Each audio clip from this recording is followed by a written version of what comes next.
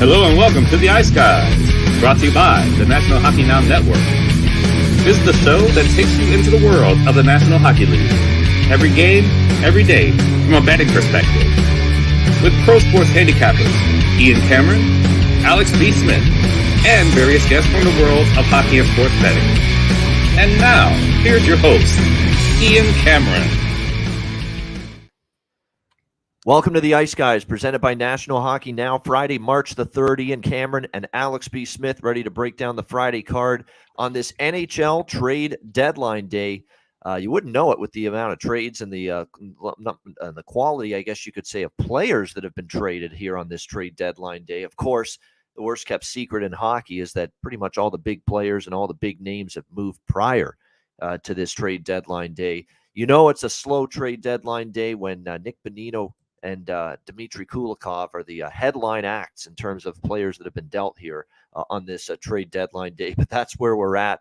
Of course, much of the bigger fish, if you will, they were sent to their new teams prior to today. But we are still within the trade deadline period. We are less than an hour away from the deadline. So if there are any moves and any trades that are announced within the next hour before the deadline, we will, of course, mention them right here on the Ice Guys show. But, obviously, like I said, it's we knew this was going to be this kind of day where TSN and Sportsnet would have to probably recap all the trades that have gone on the last week or so on their trade deadline shows today, rather than breaking new trades that are just going down. So it'll be interesting to see, though, if we get these last-minute moves. Maybe we'll have a flurry of minor deals here right before the deadline here. Again, we're about 45 minutes or so away. But, yeah, Alex, I mean, this was definitely something we've been talking about now for several days on this show. It's that this trade deadline day, it's definitely not going to be one that's going to be filled with big-time headline movement trades because of the fact we've seen all the big moves made already. Yeah, it's been more of a trade deadline week this year. And that's something we've seen kind of in recent years. We talk about how this day kind of seems to be a bit more anticlimactic in recent years because teams are in such a scramble to get everything situated. And they I think they realized what we talked about yesterday, the point we really hammered home about from the betting aspect of how we tend to wait and try to fill things out. They want to get these lineups gelled together, these lines that are going to be what these GMs and coaches are hoping to be the, 4 lines, 3 defensive pairings and goaltender duo that carries them to a deep playoff run. They don't want to mess this up. They want to get this right. They want to get everything in place. They want to find out who's going to work now on the power play and the penalty killing units. Who's going to be logging more minutes, guys who are banged up. How are we going to manage, do the roster management? Are we going to, scratch guys late in the year? The teams that are running away with things like Boston right now, first team to 100 points, start looking at, okay, what guys do we have that we're going to call up? What guys we're going to rest? And they have injury issues now, Marchand getting hurt. So they have a lot of questions to answer for things happening right now, and things are still moving forward. And I think that's why we're seeing, the big trades happening earlier and earlier, and the deadline day actually kind of, falling a little flat in recent years. Yeah, and definitely, like I say, I guess if you're the Bruins, you're a little happier now. You have Tyler Bertuzzi, right? I mean, obviously, Brad Marchand, we'll have to see what the status for him is moving forward, but he gets injured against Buffalo last night. They announced that Taylor Hall and Nick Foligno are on long-term injured reserve now for the Bruins as well, so they're going to miss some time. So that's why you accumulate depth at this time of year, and we're definitely seeing that right now from this Boston Bruins team, the one team that can definitely probably survive that. All right, last night in the NHL, we'll recap the action. This is one of those nights last night where, again, we saw a lot of new faces with their new teams making their debuts. Gavrikov with LA. Of course, Ottawa and the Rangers, will start there. Jacob Chychrun making his Ottawa Senators debut. Patrick Kane making his New York Rangers debut. And what a road win for the Ottawa Senators. And I did have a piece of them at plus 145. The best bet on the show was an easy winner with the over there, Senators and Rangers. But what a gutsy win, Alex, for Ottawa. I mean, it didn't start well. It looked like Halak was going to be on his game. He was outstanding in the first period. Ottawa definitely had their share of solid scoring chances, but they just weren't able to finish off many of those opportunities in and around the net. But there is no doubt that Ottawa team was resilient. They were down 3-2. Obviously, they were up 2-1, down 3-2, and then they respond with 3 unanswered goals in the third period to get the victory last night against the Rangers. Can't say enough about how well Chychrun looked in this first game. There was a scary moment where he looked like he got injured, maybe severely, but he was able to return quickly to the game. A big sigh of relief. Could you imagine that if you're Ottawa, you trade for Jacob Chychrun? He's suffered a serious long-term injury in the first game. Thankfully, they avoided that. But no, it was an impressive debut from him. I can't say enough about Sanderson and Shabbat. I mean, Sanderson played a great game last night. He keeps getting better, that young defenseman. I mean, they've really got a nice core now on the back end that's so much stronger now, bringing in Chychrun to go with those two guys on the back end. You've got plenty of weapons up front with Stützle and Batherson and Brady Tkachuk and Claude Giroux, who is red hot right now for the Ottawa Senators. Very impressive road win, Alex. And really, they just bolstered Pierre Dorion's thinking earlier this week that this team is confident. They're playing well. They told me publicly they want me to help make this team better at the trade deadline, and I'm going to listen to them, and I'm going to, do right by them and agree to their request to make them better because they feel they're good enough to make this push for a playoff spot. I think they solidified it just a little bit more last night with a very nice road win at MSG. Yeah, we were kind of critical, almost in a joking manner about, this Jacob Chychrun move of like, wow, this is really going to move the needle. And, I think I guess I did kind of mention it briefly about how this might fuel that team just mentally to play better hockey. And I think that's exactly what it's done. I think that like I said, they're buying into themselves now, which that's ultimately the goal of, and usually what happens when any team that ends up winning, making the playoffs, winning a conference or winning a cup, they have to believe in themselves. And, obviously you need the breaks to happen your way on the ice as well. But having that belief now, I think looking at what happened, not only in the Ottawa game, but also looking at what happened to Buffalo last night, now they've got some real momentum going. And it didn't really seem like that to me even yesterday, but certainly in the last week. Okay, Ottawa, beat up Detroit twice. We were big whoop. What are you doing there? But now you beat a Ranger team coming from behind, and a Ranger team that, of course, like we said, still needs time to gel and get loaded. But if Ottawa goes on and wins, let's say 3 of the next 4 off of this 4-game win streak, then we'll look back and say, well, holy shit, and especially if New York goes on and gels the way we expect. Then they will say, okay, this is a real deal team. They beat a good Ranger team in the midst of this streak, and now they've put themselves in a position to fight for a wild card spot. Hell, maybe even can try to claw hard enough if they go on a real run and grab that 3rd spot in the Atlantic. So they've put themselves in a position that I personally did not clearly see them in this spot, even as far as yesterday, as soon as yesterday, I should say. So Ottawa, still worried about the goaltending issues, obviously, but like I said, their belief in themselves, at least it makes them a team worth betting on now in the future. Doesn't mean they're gonna make a run and get into the postseason, but for betting purposes on a day-to-day angle, Ottawa's a hot team right now.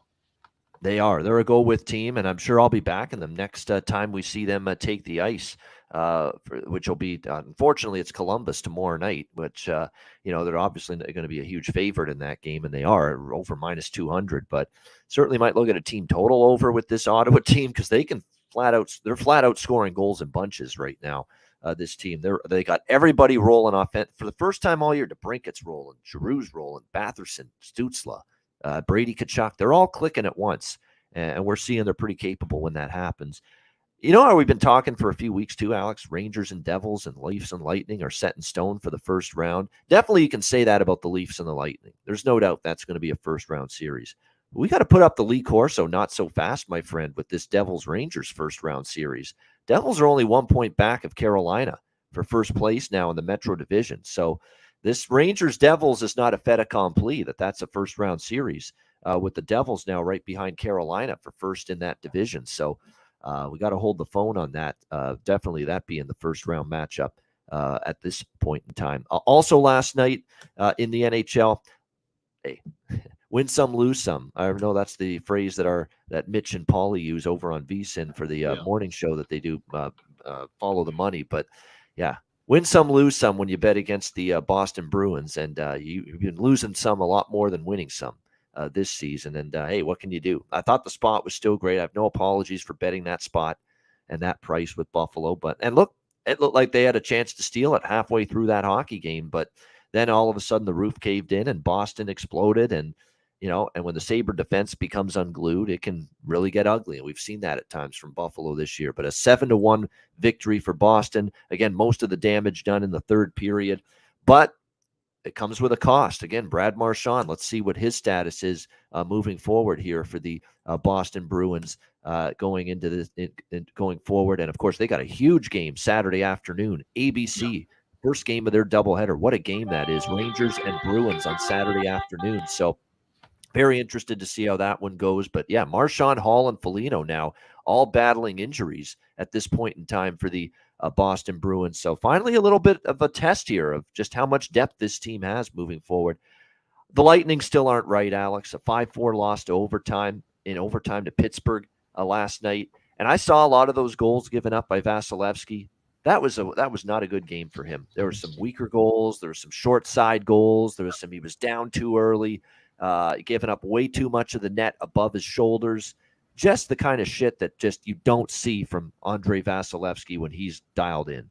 And we saw it again last night against the Pittsburgh Penguins, who battled back throughout that game. It was a back-and-forth affair, and they ended up eventually getting the win in overtime. Hell of a night for Jeff Petrie as well on the blue line for the Pittsburgh Penguins. But, yeah, Tampa Bay, they continue to play in a little bit of a fog right now with their current form. And, unfortunately, they get a nice performance from Tanner Jeannot in the even though they lost, but not enough as they lose to Pittsburgh 5-4. And here's Pittsburgh now, Alex, 4 wins in a row. They're adding Bonino and who's returning to the Penguins from San Jose, Dmitry Kulikov on the blue line. Here's Pittsburgh once again. They go from, looks like this thing's falling apart, let's sell 2 weeks ago, to now all of a sudden they're buying, they're adding some pieces, not like big-time pieces, but some depth pieces that'll make them a little bit better. And they're starting to win some games again. They've got Tristan Jarry healthy again, and here come the Pittsburgh Penguins, very much a threat to make the playoffs now. Yeah, they're kind of almost like we said with Ottawa, just getting this kind of surge at the right time. And like you said, with Pittsburgh, we've kind of felt, at least I have, where, okay, it's just kind of just up and down. They're streaky to the point of, you have to take everything with them week by week. And they're certainly not a team I would be looking to do anything futures wise with. They're literally a week by week, and hell, when they're struggling, they're almost a period by period team.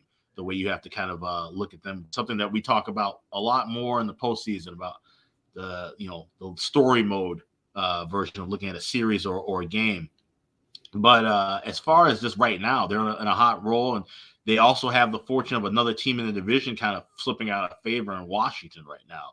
And it's funny because just taking a glance at the points in the standings, you see what we got 4 or 5 teams that have 65 or 66 points in the East. But it only really feels like maybe one of those 2 teams could make it in the postseason, where you look at that Metro, everything kind of log jammed, and it's like, Washington's right there. The Islanders are right there behind Pittsburgh, but at the same time, it's just like the Islanders just don't give you that comfortable feeling of that they can string together something. And that's the thing. Right now, the key is getting hot and going on a streak. What teams out of this East Conference do you trust to get on a streak? Right now, we see Ottawa doing it. We see Pittsburgh. We know Pittsburgh has the capability of doing that. Tampa Bay, for their struggles, they have the capabilities of always just turning things around and winning 3-4 games in a row easily.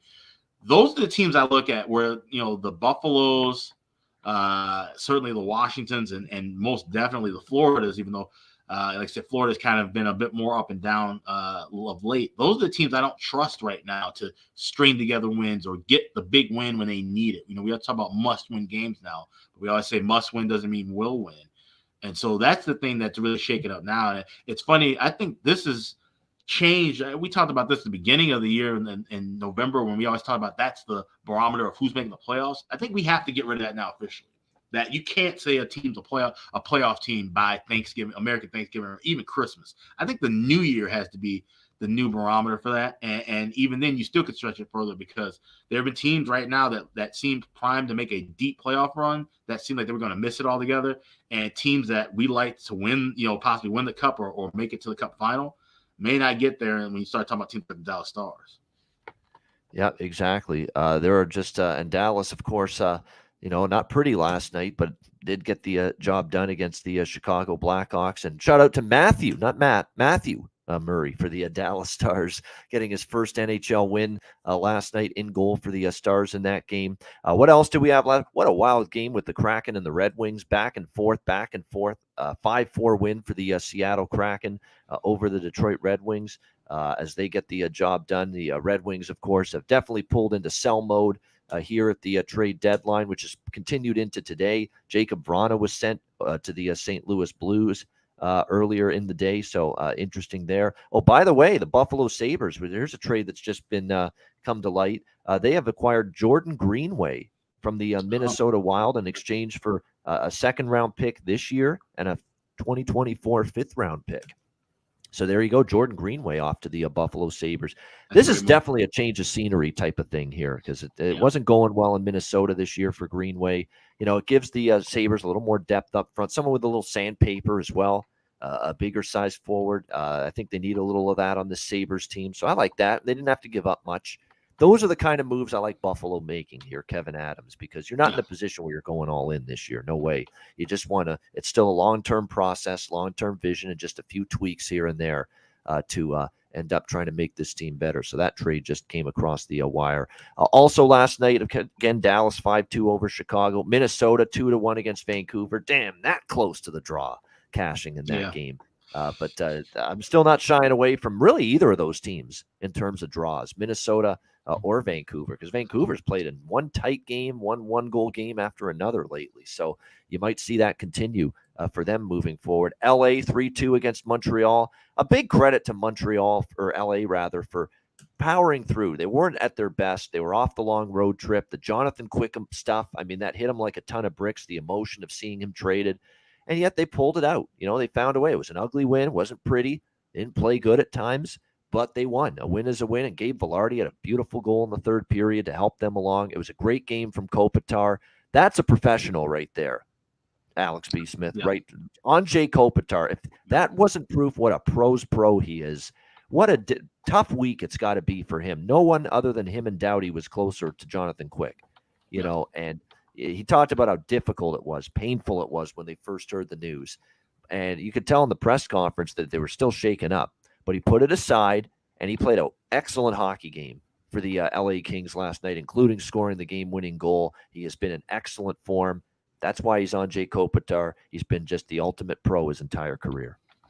Yeah, absolutely. And like I said, you know, we were kind of cautious with that game just off of the fact that, like I said, we didn't know how they were going to handle, being on the ice without a key member of that lineup. Sorry, just phone going nuts. But yeah, just but a big way to get the win, and a gritty 3-2 win, which that doesn't look impressive when you talk about playing against Montreal. But like I said, just knowing where they were mentally to grind out and get that win, that says a lot. And like I think that they needed that. They need those 2 points mean more than just 2 points on the standings. It means, okay, this is tough. We're able to rip the Band-Aid off. Now let's move forward and let's do what we need to do in this postseason run. And that's important. And that's the thing you have to see. And, we didn't see that. Obviously, of course, you wouldn't expect to see that from a Chicago team that's tanking it out of it. But you saw the reverse of that, where they're like, okay, the tank is fully on now. We just sent Max Domi literally across the hall after losing to Dallas, our divisional rival. And now everything's just so you're starting to see things settle in. And I think from a betting standpoint, that's what's important. Now we know, all right, Chicago is now at the bottom of the barrel. We know, a team like Boston, they're at the top. And now we got to figure out everything else shaking out in the middle. We got to figure out where things are going to land in the Metro, things are going to land in the Pacific. And I think we're getting that clearer vision out of that now. So with LA, I think that, that was a gritty win. And now we got the clear vision, and they have the clear vision in that locker room saying, all right, now we have the pieces we need. We made our moves. It was tough, but now here we are. This is the group we go to war with moving forward in the rest of the season and into the playoffs. Yeah, definitely. And the LA Kings, that was not a great spot. Everything they've gone through, and they found a way to pull out that win. You give them credit for it. I said yesterday too about St. Louis, San Jose. Just bet some goals, and that's exactly what happened. Over the total in that game. I said just don't worry about a side, just bet over, and that's the plan. Played out that way, 6-3 in favor of the St. Louis Blues. against San Jose. Hey, Barabanov, I actually posted all my props for that game on Twitter about 10 or 15 minutes before the game started. And we got Barabanov goal at plus 300 and his point prop as well, hitting in that game, which was great to see. Kopitar goal prop in the LA game. So we had some good props with the ones we posted on Twitter for the two very late games last night. But 6-3 win there for St. Louis. And what I think there was one. Oh, yeah, Toronto, of course, 2-1 against Calgary. What, Calgary, another 1-goal loss? I'm shocked. Can't believe it. They couldn't find a way to win a close game again. It's only happened all year. So I can't say we're surprised by that. This time you can't even fault Markstrom. He was very good in that game. But again, Calgary damned by their inability to finish and score a timely goal and a critical goal. They just can't. They can't get offense when they need it. It's been that way all season. And it happened again for Calgary last night in that 2-1 loss. Joseph Woll continues to prove himself, too, as a really solid goalie, at least as of right now. He has some potential long-term. They played pretty well in front of him defensively. That was a good third period on the road, protecting that lead by Toronto. But Woll was very solid, very confident in net, which was good to see. And like I say, maybe he's got a long-term future. You know who doesn't have a long-term future in the music business? Anybody on TSN Hockey that put together that music video last night. If you were watching that game, I'm like, uh-oh, what's about to happen here, when they were sort of starting to cue it up. And then it came on screen. I'm like, good Lord, what the fuck did I just see and hear? And I was just I was mind blown coming out of that Bad for Bedard music video that was on TSN last night. There was one laugh out loud highlight. I mean, Bob McKenzie, who's been retired from Insider, he used to do the stuff that Elliot Friedman and Darren Drager and all these, Saravalli and all these guys are doing today. He's retired from that a couple of years ago. They called him out of retirement just to bang the cowbell in that music video. that actually got a laugh out of me. But yeah, I was done watching that. I'm like, I don't know what to think of that. That it's stupid, it's ugly, it's awful, it's terrible, and yet some of it was clever and entertaining and funny. I just don't know what to think after seeing that, Alex. But what I do know is my mind was in a blur after that. Yeah, you sent that to me late last night, and I watched it, and I was pretty much the same. Like, I had no idea how to really even react to that when I first watched it. It was, I mean, it's funny because I have to give credit to digital gambler Andy McNeil does work over at Visa, and he kind of called it out. He says, I'm just waiting for some stupid shit to pop up during the deadline day. And sure enough, that segment apparently is supposed to air today, and they actually, because all the moves were being made, they tweeted out and said we're going to show it early. And I don't know, they're trying to draw up something. I don't even know what they were, trying to have a laugh, and it just didn't work out that well. I didn't think it was that funny. And, I mean, I get it, making light of the situation, because obviously the league can't be too happy about teams looking to lose on purpose. So they're trying to spin it in a fun light, obviously. And, there's better ways to go about it. I thought the tweet that I posted on the Ice Guys account with thanks Jonathan Quick, him photoshopped in like a random Columbus player's uniform. I thought that was a lot funnier than the TSN segment, because those are the things that are really just kind of like they're ridiculous, but they're important for business purposes in the league. The guys getting stashed away. I remember when Marion Hossa retired, they said there needs to be a appreciation night for him in Arizona. Like, things like that are kind of funny and quirky, and make fun of the weird things that go on in the NHL transaction department. But that sketch was just kind of lame. Yeah, definitely. It's that was definitely didn't know what to I didn't know how to react after seeing that, quite honestly. But I do know how to react when I see Jimmy Murphy joining us on the Ice Guys show every Friday. There he is. I think we got him now. Jimmy, what's up? Can you hear me? In stereo, apparently. Can you guys hear me? Yeah, yep, we got you. Yeah, I'm just trying to get you synced into my car here. 1 second. Yeah, no problem. Jimmy is on the way, to a Don Sweeney press conference, I believe, that is going to start in 25 minutes at 3 p.m. Eastern time. So, and obviously there's a lot for him to talk about the last couple of days. Not just the transactions off the ice and re-signing Pasta and bringing in Bertuzzi, and of course Orlov and them earlier in the week in Hathaway from Washington. But it's also probably to talk a little about this, the Brad Marchand situation with the injury suffered last night, and of course Hall and Foligno on LTIR. So when we get Jimmy back with us and synced up, we'll ask him about the Bruins here, and we're finally going to see this team's ability to withstand some injuries tested, because they really haven't dealt with any significant injuries for a long period of time. And we don't know the prognosis yet as at this point in time on Marchand, but it'll be interesting to see how. Actually, you know what? Marchand looks like, I'm actually seeing now, looks like he's survived anything serious. So that's a real good sign for the Boston Bruins. Yeah, Montgomery's saying earlier today they expect him, barring any setbacks, to play tomorrow against the Rangers. There you go. And there's Jimmy, you ready? I got you guys. You got me? Okay. We got you. There we go. All right. We were just talking, Jimmy. Looks like Brad Marchand escaped anything significant there with that hit and collision with Peyton Krebs last night against Buffalo. Montgomery's saying he's going to probably be good to go for that big showdown on ABC with the Rangers on Saturday. Yeah, look, I'm glad. It's great news that he's healthy, of course. My thing is, though, and I think, I don't know if I was on with you, Alex, or somebody else when I did my show earlier. Why not rest him, though? Well, who cares? Mm-hmm. Start resting these guys, man. Start making if there's any question about his health, which there clearly is. I mean, something made him leave that game early. He's not going to do that unless something was really bugging him. I don't see the point in him playing tomorrow. But I guess they figure big showdown, like you said, ABC. It's against a team they could potentially face in the Eastern Conference Final way down the line. Maybe you want to send messages. I don't know. Who knows why? Yeah. But if I was the Bruins, I'm resting him. So I'll ask you this then: would he be playing, in your opinion, tomorrow regardless, because they just feel, hey, he's good enough to play, he'll play? But let's say this was Boston versus Arizona tomorrow night, no TV, instead of no national TV, instead of a Bruin Ranger showdown. Would he be? You think he wouldn't play if they were playing in Arizona or a lesser foe? No, I don't think he's in there. I think and they're going to deny that till the cows come home. They're never going to say, oh yeah, we did this, just for show and for ratings and all that, and to put forth our best team on national TV. But I think that's exactly why he's in there tomorrow. I also, though, wonder, guys, now as we're speaking, sometimes I have these little light bulbs go off in my head.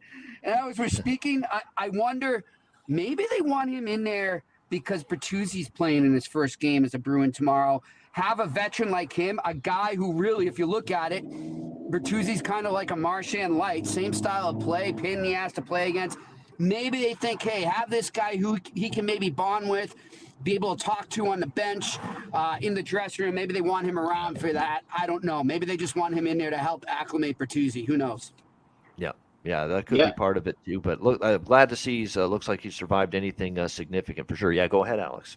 Oh no, I was just saying, Jimmy, I did mention that with you when we were on your show earlier about resting guys and how today's moves, they aren't going to be the blockbuster moves that we've seen all week, but they're going to be these smaller depth moves that actually will be more important, especially for teams like Boston that need to rest. And once they've clinched the division, clinched the President's Trophy, there's nothing to play for. Then now that's when you need these guys to kind of move up in the lineup. And then we also talked about how, from the betting aspect, that's Ian's wheelhouse of the bargain, bin, having those guys, third line, fourth liners that have to move up and play first, second line minutes in these games late in the year. And if they're playing against a team where they're playing out the string, it doesn't mean anything. Maybe they have a call-up goalie or something. Now you've got these great plus 400, plus 500 spots to get goals and shots on props and everything player prop related with guys who are moving around late in the season. So these moves may not mean much to the win-loss department as far as who gets in the postseason, who does what, who hoists the cup at the end of the summer. But it does have something to do, and it does affect us as bettors. Yeah, definitely. Excellent. For sure, no guys. Talk, Jimmy, about all the other stuff that's been there, guys. Yeah, I was just going to say, talk about Bertuzzi, Orlov, and Hathaway. The Bruins have been busy, and we haven't obviously talked since last Friday. So everything the Bruins have done the last week, what's your thoughts? And I was just going to say, before I tell you all that, I just want to say a guy to keep an eye on, obviously, after the night he had last night, is Jake Lauko. This is a guy that I know the Bruins are very high on. They love him down in Providence, and they're going to give him every shot he can get to stick with this team for the playoffs and make the roster as an extra to sub in when guys get hurt. So that's a guy to keep an eye on going forward here. But as for the moves, look, man, I call him Trader Don. Don Sweeney has become one of the best GMs at the trade deadline in a long time. I mean, look at the track record over the last 5 years, what he's done. It's amazing. And he hasn't had to ship many. I mean, yeah, he's cleaned the cupboards when it comes to draft picks. They're screwed for the next 5 drafts. But, you know, in terms of trying to win a cup, they're going all out. And he didn't have to give much off his roster in terms of bodies. So I think he did a great job. Orlov is a guy that I think fits really well into their blue line. And how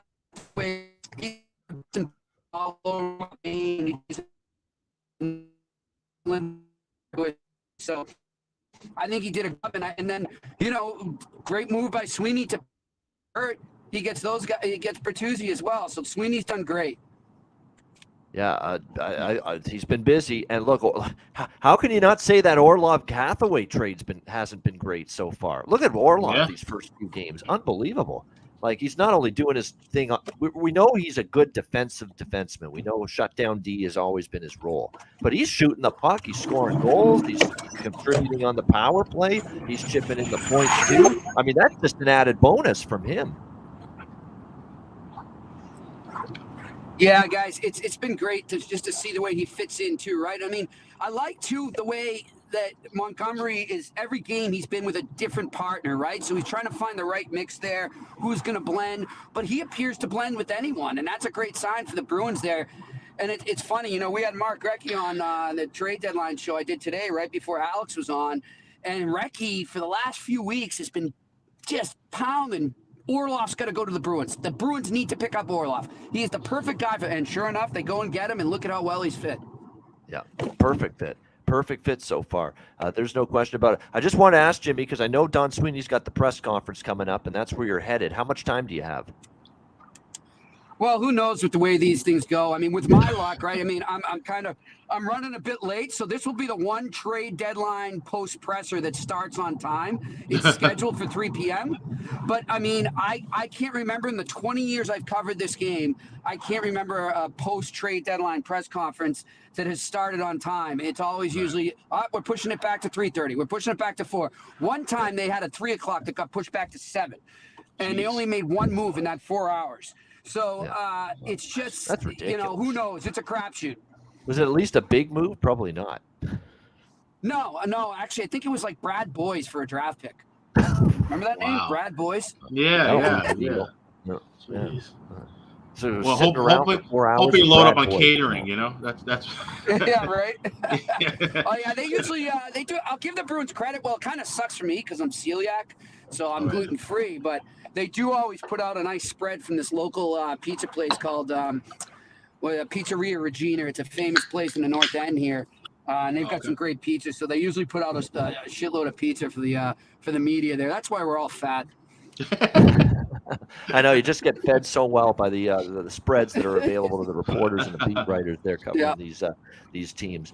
All right, we'll stick around. You know what we'll do? We'll try to we'll get you out at 3, okay? Just in case it starts. Sounds good. Yeah, because I might be just running right out of the car. That one time they start, so we'll have you on for 15 minutes. We'll go through whatever part of the card till then, and then what's left, you can just say which games you like at the end. Okay. Is there anything else about the trade deadline before we get into tonight's card? Anything else, Jimmy, about the deadline so far you want to talk about?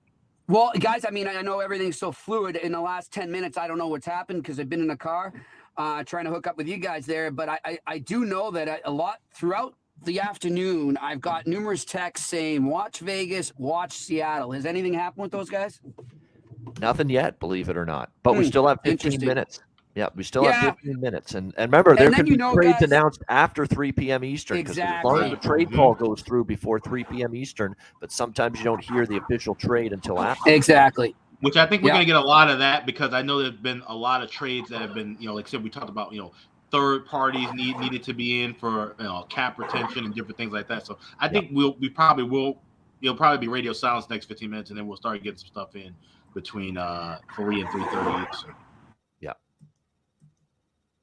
Yep, definitely possible. There's no doubt. So we'll wait on that. And if we have anything more to announce, we will. There's been a couple minor trades the last 10 minutes, but they're so minor they're not even worth mentioning. Like the Radim Zahorna, Dryden Hunt for Toronto and Calgary, Scott Reedy, Jacob Peterson for San Jose and Dallas. So basically minor league players flipping places. Although Dryden Hunt's been in the NHL, but again, they've got too many forwards, so they decided to trade him. I do want to say, guys, quickly, Billy Guerin's just kicking ass at this trade deadline. You see how he flipped Jordan Greenway, right? And then he, he saves some cap space, and then he goes out and he gets Sundqvist, who's a younger, bigger body, or not younger, but I mean a bigger body, just like Greenway. So great job by Billy Guerin so far. All right, there we go.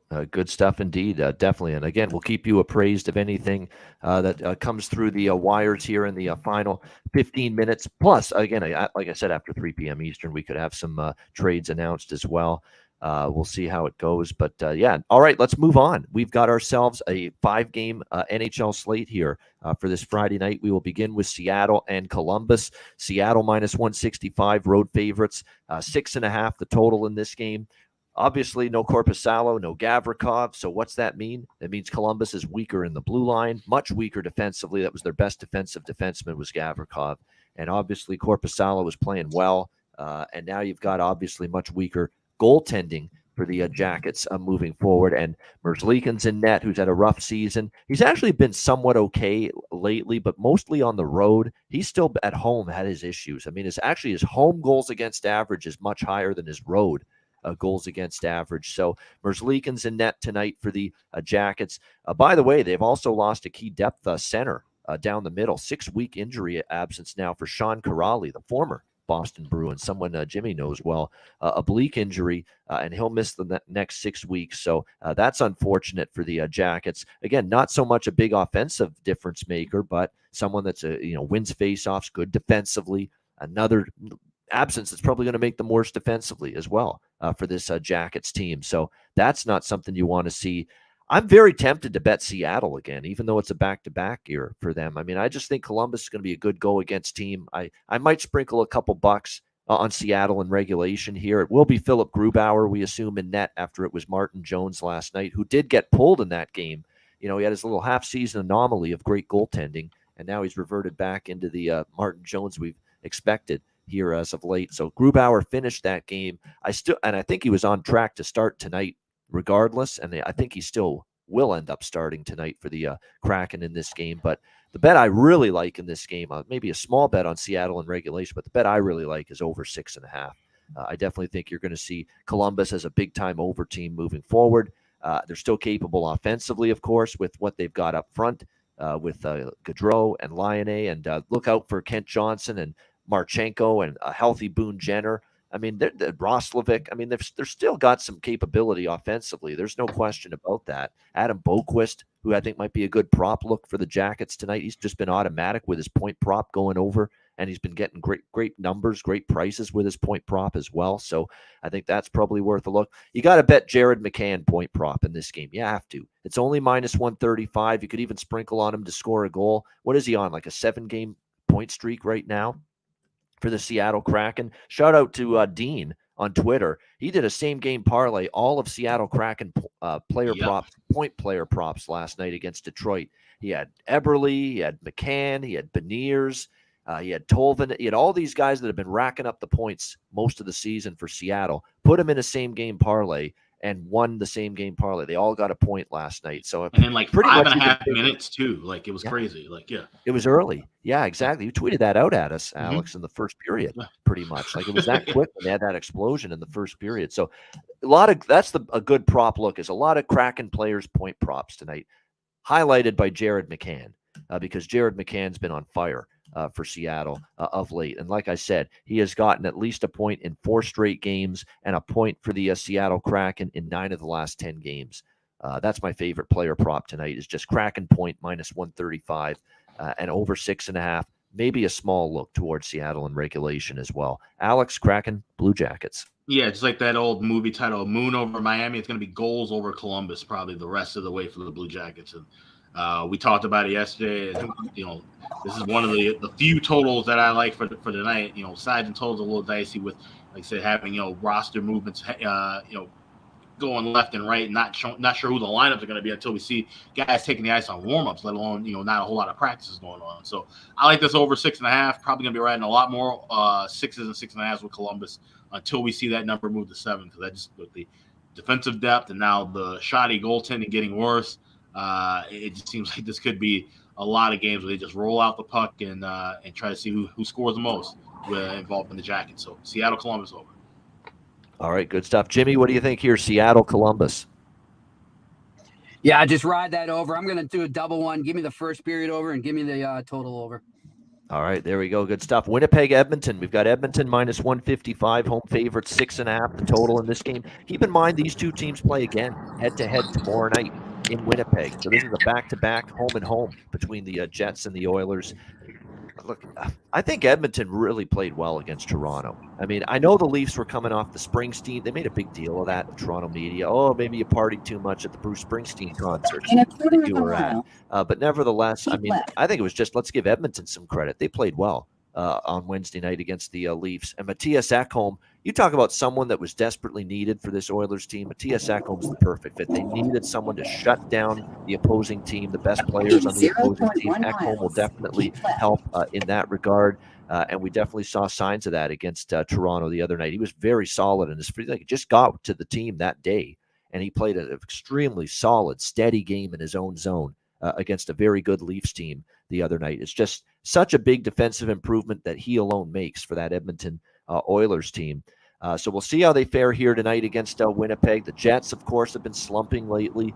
It's going to be interesting to see if Kevin Cheveldayoff, by the way, does something here before this 3 p.m. deadline. The Jets have been surprisingly quiet so far. You know, are they going to just stick with what they've got, or are they going to try to upgrade here in the waning minutes before the deadline? But they've definitely had their share of struggles as of late. They'll be looking to turn things around tonight. That was a horrible loss for them against LA. They came out starting the way I thought, with Hellebuck playing for the first time after he got pulled against Colorado last Friday, but they had a big lead and they could not hold it. Kings come back and win in a shootout, 6-5 for LA over Winnipeg for the fourth straight loss for the Jets, just 1-6 in their last 7 games overall. They played well against Edmonton, Winnipeg. They've actually got a 6-2 record in the last 8 head-to-head meetings. And oddly enough, you know, last year these teams played. It was Edmonton winning in Winnipeg and Winnipeg winning in Edmonton earlier this season. So we'll see how they fare here. I mean, I just like Edmonton's form a little bit more. I don't like how Winnipeg's playing, but I don't want to lay $1.55. And Edmonton hasn't won 2 in a row at home in a very long time. That's one thing I've noticed. You know, getting 2 home wins in a row for the Edmonton Oilers. It's been a while since we've seen that for a team that hasn't really played great hockey at home. Like, they're 15-17 at home this year, Edmonton. So my thought process with this game is pass on the side. And if Winnipeg somehow beats Edmonton tonight, I think it's going to set up a great bet on Edmonton tomorrow night on the road where they play better in the rematch against the Jets. That's what I'm hoping for. Jets win tonight, and Edmonton, I'll bet them tomorrow night when they play in Winnipeg. Totals, I think there's reasons to like Edmonton a little bit under now with Ekholm there. They're going to start to get a little better defensively, but I want to see more evidence of that. So I'm off the total as well. Alex, what do you think? Jets, Oilers? Yeah, I might grab this first game or first period over in game. Looking at Edmonton's first period mark, 4-2 in the last 6, but definitely don't want to look at it 2 and then we want to lay 165, 170 with a 1.5. So that's the way I would be looking at it. I could see where this might be a bit of a kind of chaotic pace early and then maybe taper off a little late. So, maybe even a look at a full game under in game if you can grab a better price if we do cash that first period over. But like I said, these are two teams, like I said, with the home and home series, I'm just kind of going to watch and sit out, maybe look for some live bets. Like I said, if Winnipeg can win tonight, definitely would be tempted to maybe look at Edmonton, either side or team total over for tomorrow. Yeah, so that's what we're both kind of like that. I think Alex and I are in the same boat. We kind of want to see how this game plays out. Yeah. Bet something live, and if we don't like anything tonight, we'll bet tomorrow night's game based on what happened tonight. And certainly that's my thought is maybe Winnipeg, wins tonight, and if so, I think Edmonton, where they play really well on the road, and they played well in Winnipeg in the past too, can win tomorrow night. What do you think here, Jimmy? Jets, Oilers? Well, guys, I'll tell you too. I got to run here. I just got to the rink here for the presser, but I'll give you quickly. I like the Oilers in regulation for this. All right, good stuff. And we'll run through the remaining 3 games here. Carolina, Arizona. Jimmy, anything you like there? I'm gonna pass on that one. Montreal, Anaheim. Give me the Habs. Yeah, Habs is a dog. I think that's I kind of agree with that. Like flip a coin, take the dog. Two teams rebuilding. Yeah, New Jersey, Vegas. Great game late night. What do you like there? Ooh, this is going to be a good one. You know, guys, let me go with Vegas. I think they're going to go on a little roll right now. All right, Vegas, and they got the job done against a very good Carolina team on TNT on Wednesday night. So we'll see if they can follow that up. All right, best bet, Jimmy. Any stand out? What do you like most? We'll stick right there, Vegas, baby. Bruce Cassidy. There you go, Vegas. Best bet All for right. Jimmy against New Jersey. All right, Jimmy. We'll talk to you next Friday. Take care. Yep, see you. Sounds good, man. Enjoy, guys. Bye. There we go. Jimmy Murphy. Moments away, we think, from a press conference, unless they decide to drop the bomb on him that you got to wait 4 hours like it happened before. But nevertheless, hopefully that press conference gets underway soon for Jimmy Murphy involving Don Sweeney, general manager of the Boston Bruins. All right, Carolina Hurricanes, Arizona Coyotes. We've got Carolina minus 360, road favorites, 6 the total in this one. I like the Hurricanes here, minus a half, plus 110, first period puck line. I think that's the best way to approach it. You know, I always say at this time of year, look, Arizona's gotten rid of a lot of key pieces. Obviously, Chychrun being the big one, but other players sent away. Nick Bukestad sent away, who's actually played well lately for the Coyotes. Obviously, they still have Clayton Keller and Hayton and still some guys that are still there, but nevertheless, they've traded away a lot of these key pieces, and their blue line without Chychrun, even before, you know, when he was being sat down while they were awaiting a trade to happen, they've really been giving up a ton of shots, a ton of chances. It's put a lot of rubber on the goaltenders, whether it's been Vejmelka or Ingram. They're facing a shit ton of shots every night. This is a Carolina Hurricanes shots on goal bonanza for me as well. We're targeting a lot of Carolina Hurricanes tonight, shots on goal props, starting with Seth Jarvis. We're not bailing after finally losing one the other night. We're coming right back to it. You better believe it. We're not out until we lose 2, the old bumper stumpers line. That's the way I'm going about it here. And I think this is the night he gets back to getting the 3+ shots on goal. Arizona just hemorrhages shots on goal allowed to the opponent. So you could go with a bunch of different good options here in terms of shots on goal player props. Seth Jarvis, without a doubt, is probably number 1. Brent Burns has been shooting the puck more from the blue line, and this is a team that gives up shots to the point men. Marty Necas, who was outstanding, scored a great goal against Vegas the other night, even though they lost that game. Over 2.5 shots for him. Marty Necas, I think that can happen. Aho, Teravainen, Svechnikov, those are the group that I would target. All those guys over their shots on goal numbers. I think they all could get over because Arizona gives up 40s so many times lately in terms of shots on goal. So definitely Brent Burns to get a point. That's been a very good prop lately. Marty Necas, anything in terms of his props too, not just the shots on goal, but the point prop, the goal prop. You know, he's feeling it right now for the Hurricanes. Aho has been good, even a goal prop for him. So anything with Carolina, goals, assists, and especially shots on goal, worth a look. This team just gives up a ton of shots, Arizona. I think it happens again tonight. And I like the Hurricanes minus a half, plus 110 in the first period. I find with that bet, they'll be ready to go. They'll be focused from the drop of the opening face-off. You know, because of the fact they've lost 2 games in a row, Vegas to start the road trip, and then the Anaheim game, which John Gibson stole over the weekend against Carolina. I think now with 2 losses in a row, there's no taking the Coyotes lightly for the Carolina Hurricanes tonight. I think they come out ready to go, and they get the lead going into the first intermission. So first period puck line Canes for me. Alex, Carolina, Arizona. Yeah, that's a play I like too because I wanted to grab the over 3.5, but then when I saw it opened at 140, quickly went up to 160, 165. That was out of the realm. And I don't do a lot of live team totals, but I'm just going to go with this first period puck line. I said Carolina was just uncharacteristically, low with shot, not only volume, but even quality of shot. So I understand, maybe stacking some players together for, some same game parlays with those shots on goal props. That's definitely a decent look. But I think Carolina should take care of business and be able to kind of name their score here against Arizona. I think they're going to come out pissed off, especially in that first 20 minutes of play, and come out of there with at least a lead. All right, so first period puck line. I'm tempted by the over for this reason. It's a good friend of mine, actually, Ski Profit. I do an NBA show with him on Pub Sports Radio, and he's got access to the website he works for, Wager Talk. They've got Ralph Michaels, who does all kinds of database stuff there. Wonderful stuff. And he brought this up to me, that the over is like hitting at almost 80% in games involving teams in the game after they play in Vegas, the game before.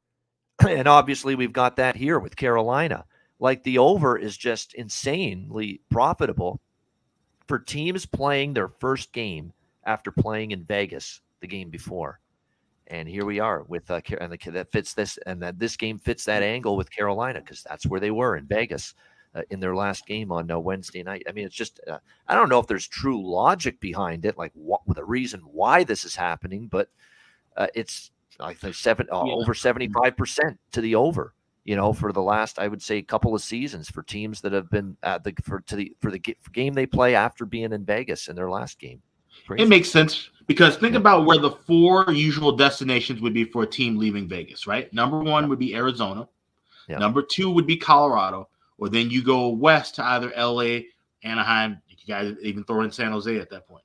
We're talking about 3 of those 5 teams either being really bad defensively, Anaheim, San Jose, Arizona, really good offensively, Colorado, or just a team that kind of just plays a back and forth frenetic pace, LA. So that makes a lot of sense. That's actually, using that logic, I could see it.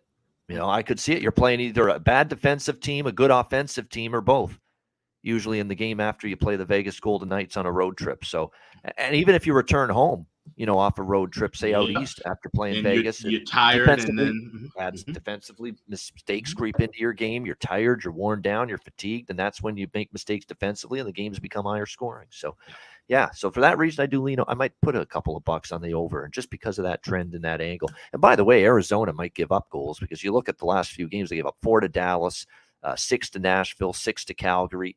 If Carolina gets to 4 at least, it's got a reasonable shot to get over. But again, you need something out of Arizona. That's going to be the question. But I still lean over with that trend. All right, good stuff. We got a couple of games left. Hit the like button. 183 live viewers back for the last 2 games on the Friday card right after we hear from Gramco. Support for the Ice Guys is brought to you by Gramco. Whether you or your team's game is on the field, screen, racetrack, court, or the ice, Gramco is for the game. Grown by farmers who spent years developing premium hemp genetics, Gramco provides customers with consistent quality Delta-8 THC products ready for any occasion. Gramco currently offers numerous Delta-8 products, including vape cartridges, disposable vapes, pre-rolls, gummies, wake and bake coffee, and more. Gramco offers an enjoyable, legal high delivered discreetly and directly to you.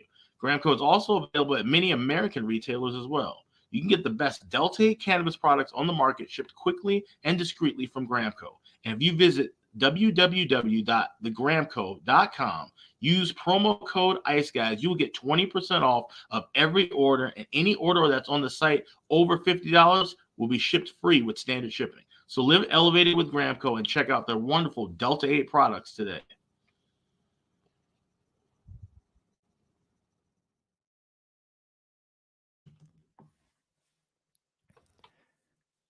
All right, we're back here on the Ice Guys. We have 2 games left on this Friday slate. Montreal, Anaheim. Anaheim minus 120, home favorites, 6 the total. In this one, the Canadians on a back-to-back. Valiant effort from them last night in LA. Maybe took advantage a little bit of a Kings team coming off a road trip with the Jonathan Quick emotion of that trade just taking place. We'll see how they fare here tonight. Certainly on the Anaheim side of things, Dmitry Kulikov was traded earlier today. We're still waiting to see if maybe John Klingberg is going to be on the move in a last-second deal potentially. And again, the deadline is just passed, by the way. It is after 3 p.m. Eastern, but we still might have a trade or 2 announced here in the next few minutes as maybe a couple of trades just slip across the wire right after the deadline. So we'll keep you apprised of anything if there is. But for me, even with the Montreal Canadiens on a back-to-back, there's either bet Montreal or don't bet a side for me. At least in this game. And it will be Sam Montembeault in net, you would expect, on the back-to-back. He's played pretty well at times lately for the Montreal Canadiens. No confirmation at who it's going to be in net for the Anaheim Ducks, but assuming he's not dealt, and there was some talk maybe if the offer was really, really strong, they might even deal John Gibson away, but we got to assume right now he's still a member of the Ducks. No deal has been announced. So I'm sure if he's still with the team, he'll be the goaltender tonight for Anaheim in this one. I kind of like the over a little bit as well. 2 teams going nowhere. Kind of like the premise with St. Louis versus San Jose last night. 2 teams going nowhere. No one needs to pay too much attention to defending. You might see these teams trade goals back and forth. I'll say this about Anaheim, too, during their recent last 4 games. They've scored some goals. 4 against Washington, 3 against Carolina, 4 against Chicago. 3 against Washington. The Ducks have scored 3+ goals in their last 4 games, 4, 7, 11, 14 goals in those 4 games combined. So I think with this total being 6, the over's worth a look. Alex, what do you think here? Habs Ducks? Yeah, I guess it's so we're not hearing anything about Montembeault being moved either. I mean, you mentioned about John Gibson, but I know Montembeault's name was kind of being tossed around too. Yep. So That's true. He's going to be Nothing staying yet. pat as well. So, Yep. or at least nothing yet at the moment. This is a game I'm probably going to just completely pass altogether because it'd have to be Habs or nothing. But I haven't really been thrilled about betting the Habs of late. And like I said, this could be one of those games where, especially if we do talk about the goalies being moved or people being flipped around, maybe just roll the puck out, playing for exercise, kind of an overfield, much like that St. Louis San Jose game potentially. So this is one I don't even want to take a stab with. I'm just passing it. Yeah, he scored last night. Josh Anderson, it's a broken record. I get it, but Josh Anderson overshots. Josh Anderson to get a goal, to get a point. They're all worth a look. Matheson, the defenseman's been shooting the puck more. I like his overshots on goal as well for this game. And you're right, Denis Gurianov, just recently acquired from the Dallas Stars, shooting the puck a lot, and finally got his first, well, not finally, it's only his, I believe, his second game with the team, but got his first goal with the Habs last night against LA. I don't mind looking at Gurianov, goal and point props, definitely.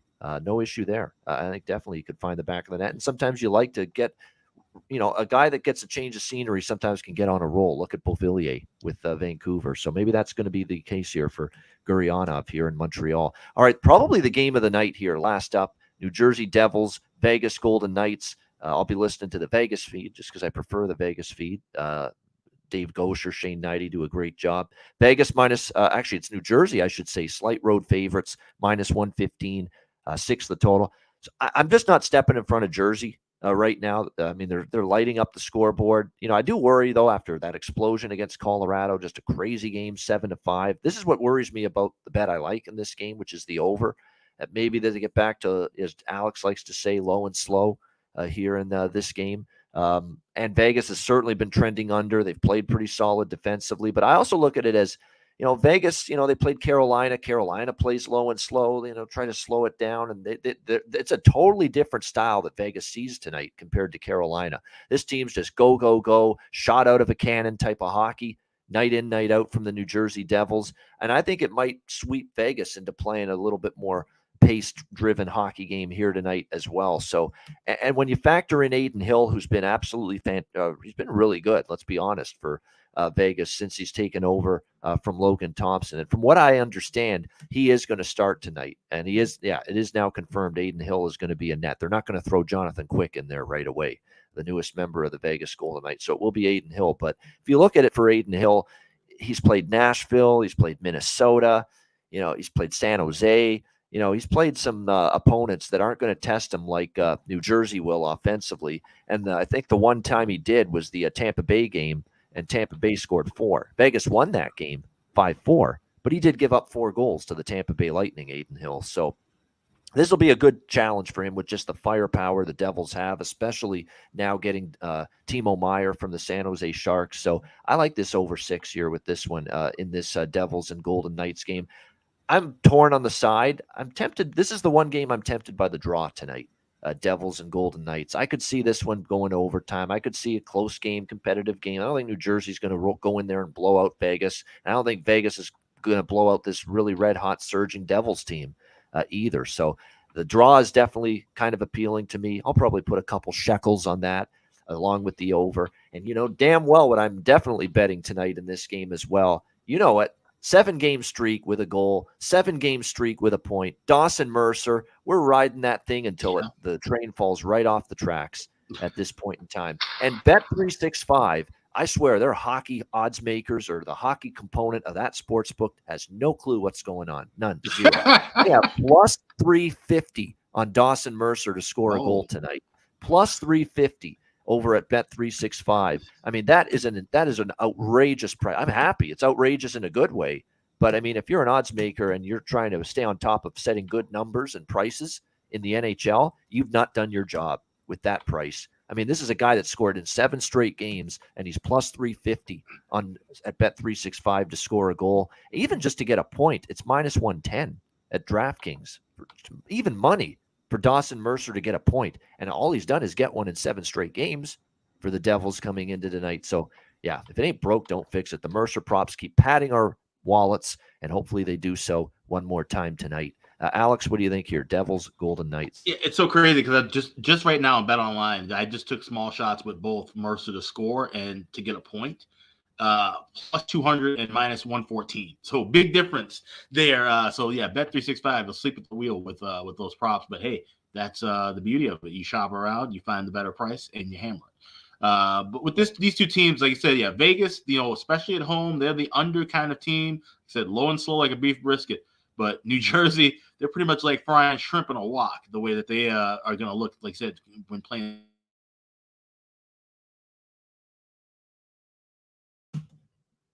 Oh, I think we lost Alex here.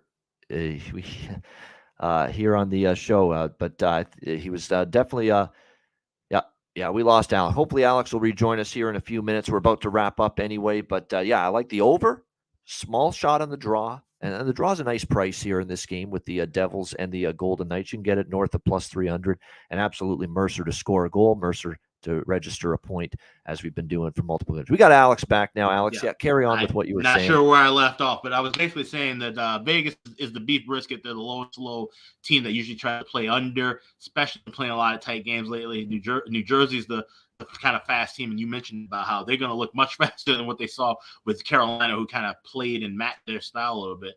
So like I said, they could draw Vegas out of their normal element.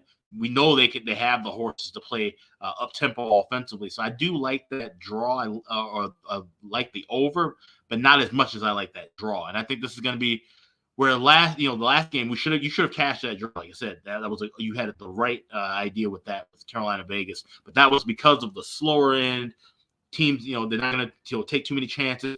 The shot quality might not be as clean. I expect there's fewer shots from Carolina, of course, in that game.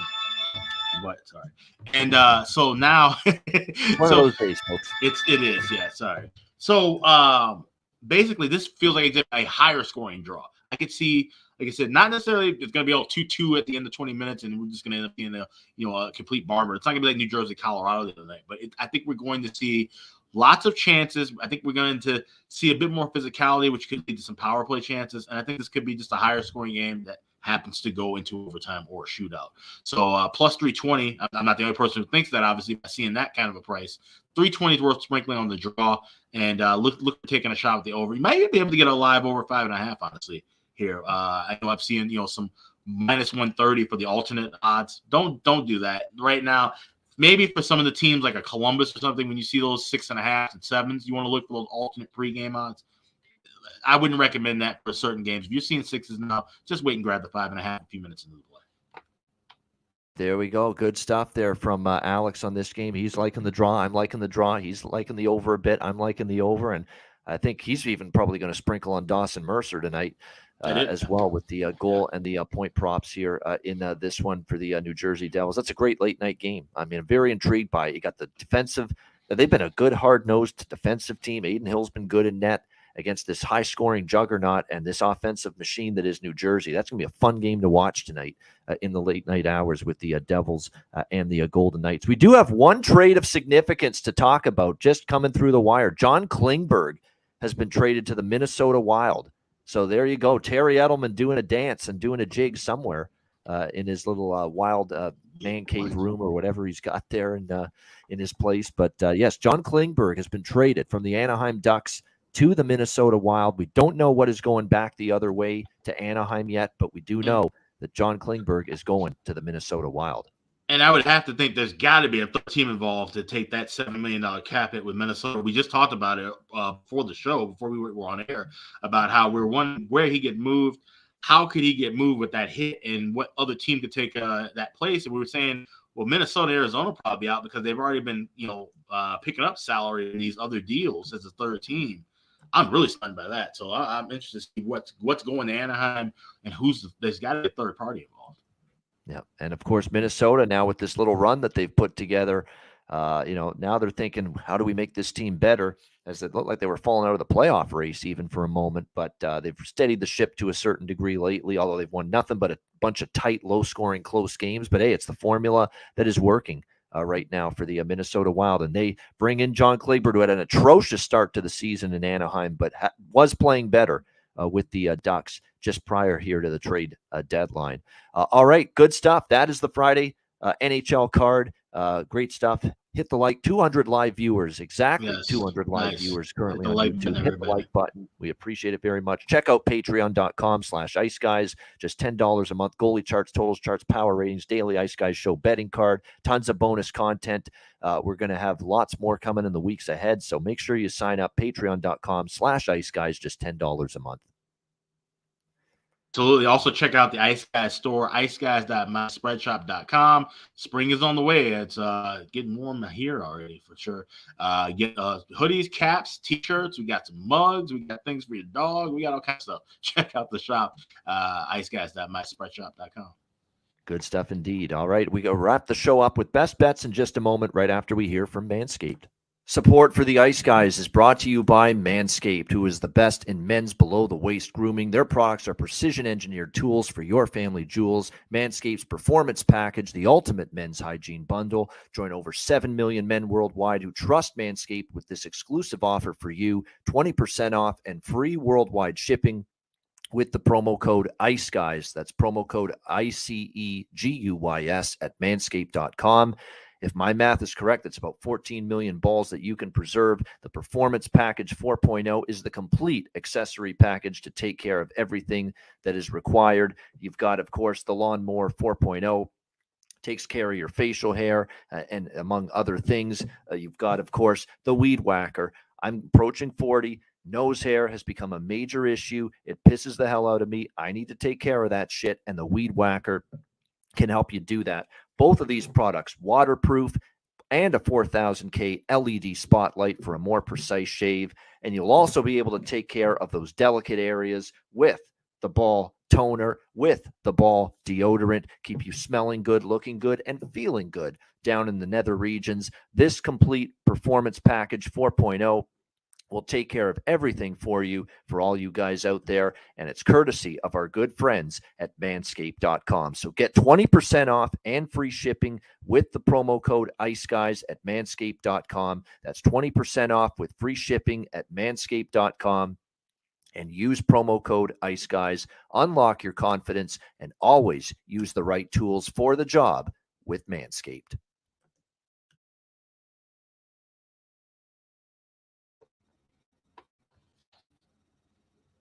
All right, it is time for Best Bets here to wrap it up for this Friday edition of the show. Alex, we'll start with you. What do you like for Best Bet? We're going with New Jersey, Vegas, draw, plus 320. Like I said, it should be a fun one. This is going to be a great late night affair for sure. Definitely expecting some goals both ways. Like I said, both teams have been running hot in their own ways. And of course, obviously, points are a premium right now for these teams that are trying to make their run into the postseason. Let's go with New Jersey and Vegas. The draw plus 320. That's my best bet for this Friday night.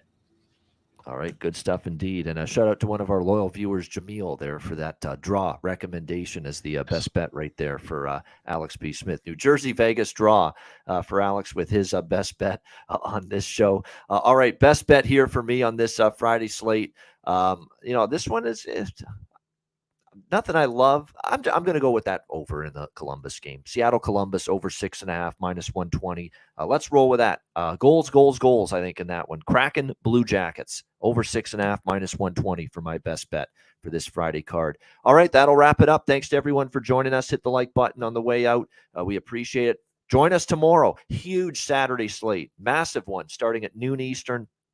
We'll have our guy Kevin Beach, who's with us on Saturdays, of course, joining the show as well. Looking forward to breaking down the Saturday card. Join us for that. A reminder, the Ice Guys is live Monday to Friday, 2 p.m. Eastern, Saturday and Sunday, noon Eastern. If you can't watch the show live, download the Ice Guys podcast in audio form on all major podcast platforms, Google Podcasts, Apple Podcasts, Spotify, Stitcher, iHeartRadio, Amazon Music, and more. Download the Ice Guys podcast when you can't watch the show live. For Alex B. Smith, I'm Ian Cameron. Have a great Friday night. Enjoy the games and good luck, and we will talk to you again tomorrow on Saturday for another edition of the Ice Guys presented by National Hockey Now.